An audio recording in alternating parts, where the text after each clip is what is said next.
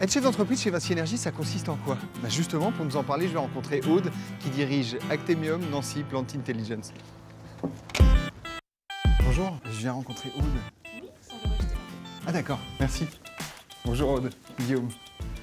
Vous allez bien? Guillaume. Enfin, je peux tutoyer? Oui, écoute, Ouais. ce sera plus simple. Tu me fais faire un petit tour, je connais pas. Eh ben, bien volontiers.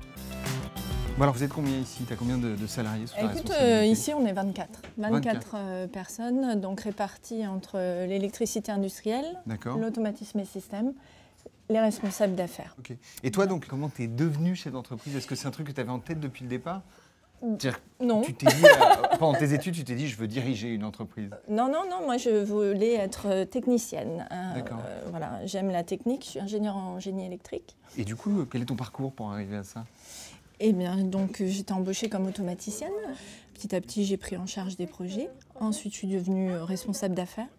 Et puis ensuite, on m'a proposé de prendre la responsabilité de l'entreprise qu'on visite aujourd'hui. D'accord. Voilà. Et tu étais rentrée chez Actemium en quelle année? En 2001, j'étais stagiaire et puis voilà. Stagiaire ici?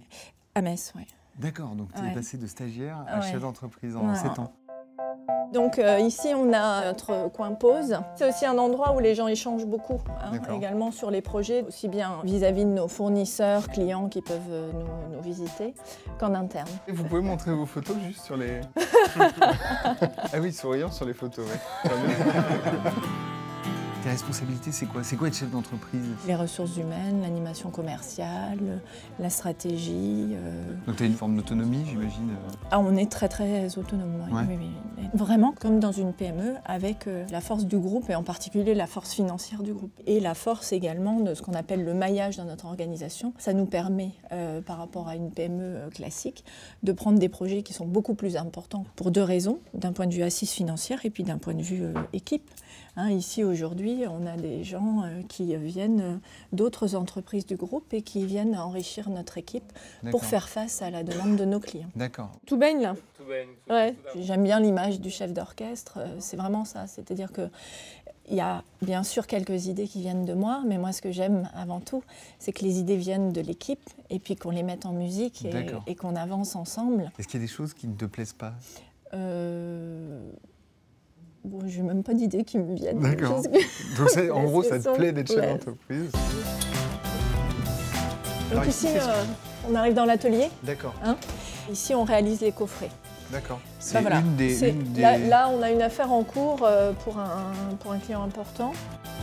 Et les programmes automates qui sont développés là, avec les collaborateurs que je t'ai présentés juste avant vont être intégrés dans ces équipements et permettre de faire fonctionner le process du client. D'accord, donc ce qui est dessiné là-bas se construit ici, en gros. C'est ça. D'accord.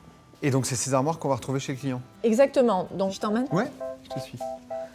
Guillaume, on arrive chez un de nos clients historiques. Donc là, on va se changer, j'imagine. Et voilà, il y a des mesures de sécurité et d'hygiène. À blouse. Montre-moi un peu comment ça te va. Je suis sûre que tu vas être magnifique. Ah bah, moi, Écoute. On dirait Joséphine Baker. Ah, voilà. Et donc en fait, tu t'adaptes aux normes de sécurité de chacun de tes clients? Voilà, c'est ça.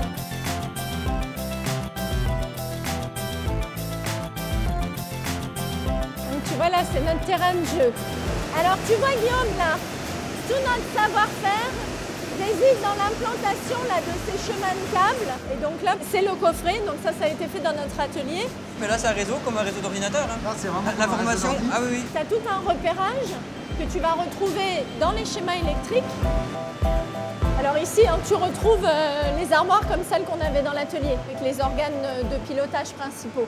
Tu as l'air passionné par l'environnement industriel? En fait, moi là, je suis vraiment dans mon élément. C'est pour ça que je fais ce métier-là. C'est pour être dans les usines avec les clients. Ce que j'aime, c'est qu'on arrive à faire des installations comme celles que tu as vues aujourd'hui. C'est vrai que ça me passionne. Dis-moi ce que tu ressens quand tu regardes ça.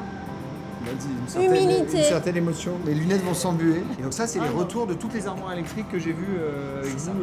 Exactement. On est à la fois dans un procédé de demande de leur part, mais aussi d'offre de votre part en innovation. Oui, et ça fait vraiment partie de nos missions. Donc il y a l'aspect, d'un côté, La réponse. la veille technologique, c'est-à-dire être à l'écoute de ce que le marché offre et de comment nous on peut faire avancer les choses, et ensuite d'aller l'amener et de proposer à nos clients ce qui pourrait leur permettre eux-mêmes d'avancer et de faire évoluer leurs procédés.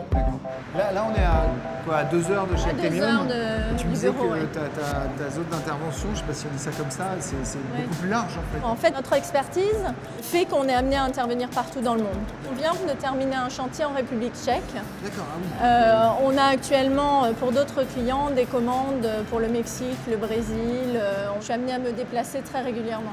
Bon, bah, merci beaucoup pour toutes ces infos. Écoute, ça m'a vraiment fait à bientôt. plaisir. Je t'embrasse. Allez, Allez, à bientôt. à bientôt.